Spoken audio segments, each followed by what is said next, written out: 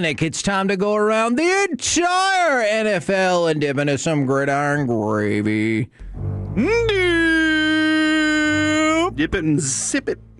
And we start with the best of the best rookies in the NFL. Then we'll get back around to some more playoff stuff. Who do you think was the best rookie in all of football, and where would you put Tyler Booker?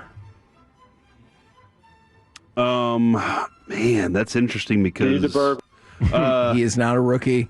because Tyler Booker was that good, and you expected Genty to be at the top of that list, but Kevin, by the way, you destroyed him. Just to give you an example, Genty 24 Okay. on this list. I think Tet McMillan needs to be in the conversation. Okay.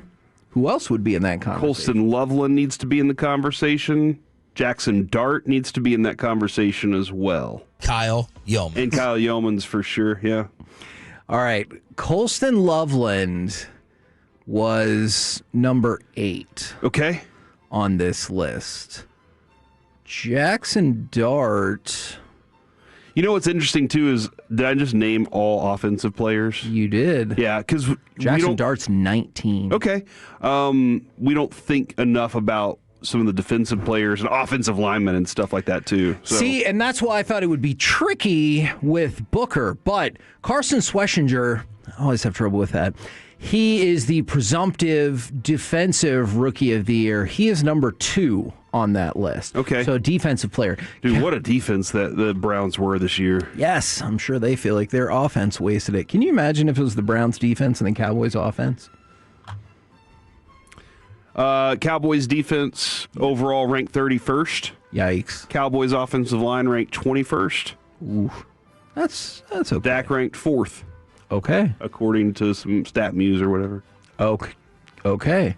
So, yeah, I would have loved to have seen that. We'd still be playing right now and probably a favorite this weekend.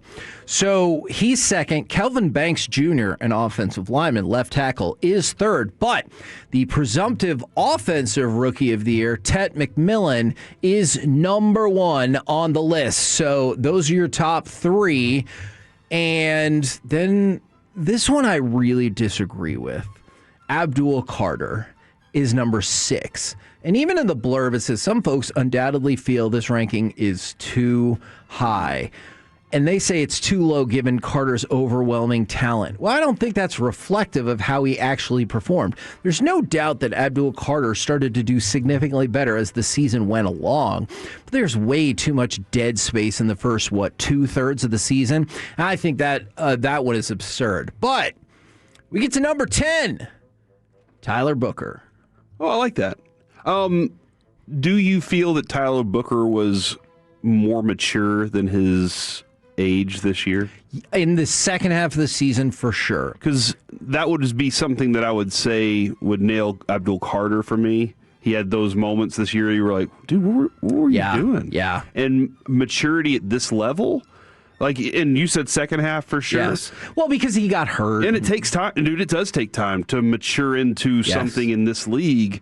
I think he ramped it up pretty quickly. And you saw people on this team talking about him as an offensive line leader already. Yeah. I think that's impressive. And that's not because of lack of talent on that side of the ball. Yeah. That's because of who he is.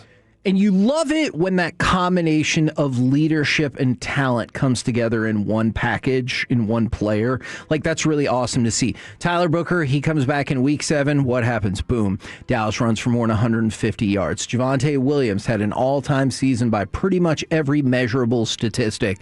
I think Tyler Booker takes certainly some credit for that. The Cowboys running game went from 27th last year to 9th. Now, Javonte definitely deserves credit for that as well, but some of it goes to Tyler Booker. And in case you were curious, the number 1 overall pick, Cam Ward, was 13th on the list. But you just wait until he figures it out, and then the rest of the NFL is effed. TreVeyon Henderson had some really good moments this year. he's going to be a good back in the league. He's 21 on the list. He shared time with Stevenson, but when Stevenson got hurt, he was the dude. Right. Emeka Egbuka, I bet a lot of people, you look at his numbers when they lost Mike Evans, I bet his numbers took a significant dip. And then Baker just they couldn't play good offense at the end of the season. He was right behind Ward, so he was 14th. Okay, I kind of see that's probably exactly where I would think.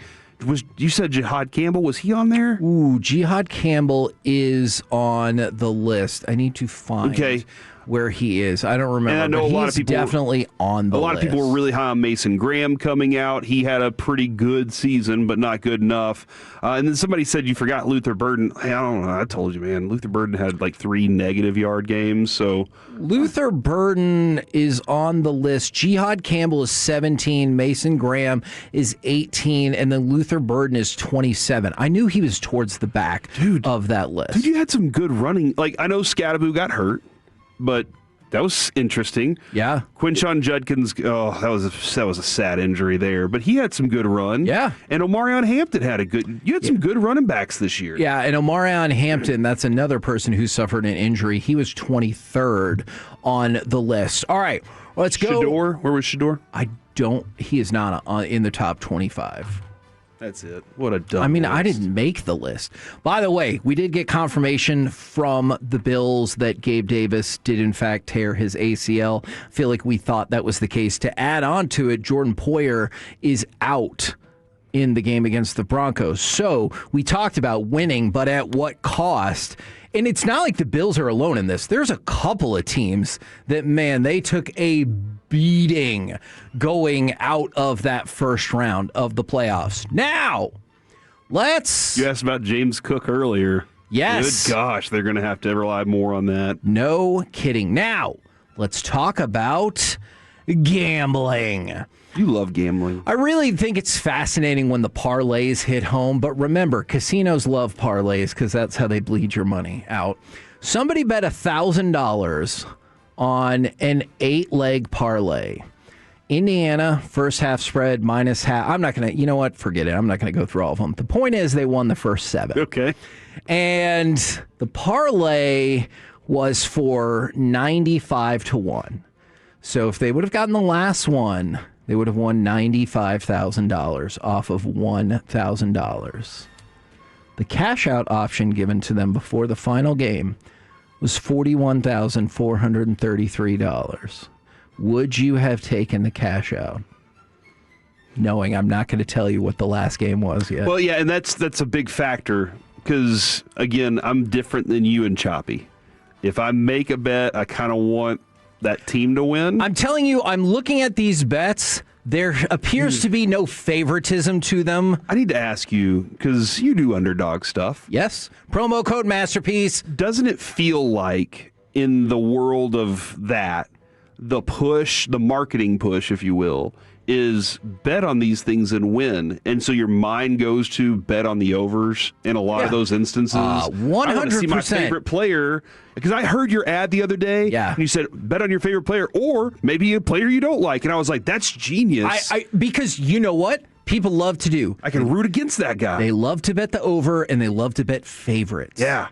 Yeah, and so I was like, I need to do more of that as betting unders on people I hate. Yep. Agreed. So this person... No, I wouldn't. I'm probably going to try and let it ride, baby. This person took the cash out. So they turned $1,000 into $41,400. Their last bet, Pittsburgh +4. So they made the right decision, Corey, because going into the fourth quarter, they might have been like, oh, that was stupid. But then you saw Houston score all the defensive points, and you're like, well, it was a good idea. So good job going ahead and cashing out on that. In not particularly surprising news whatsoever, the Panthers are, in fact, planning on exercising Bryce Young's fifth-year option for 2027. And then let's go to the Eagles real quick. Jalen Hurts was asked about giving a thumbs up and an endorsement to their OC. He said, quote, "It's too soon to think about that. Like I said, I put my trust in Howie, Nick, and Mr. Lurie. So I put my trust in the coach, GM, and the owner. Don't worry. OC, it's too early to think that about city. That city wants that dude gone. All right? They do.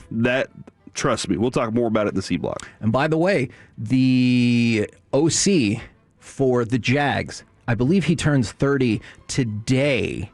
He is Grant Udinsky. He is being interviewed for the Browns head coaching job. Well, good for him. 30 years old. Yeah, the Browns want somebody they can manipulate and be like, hey, man, we'll give you the job. Hey, I still think they should hire the candidate who goes into that interview and goes, well, couldn't be worse.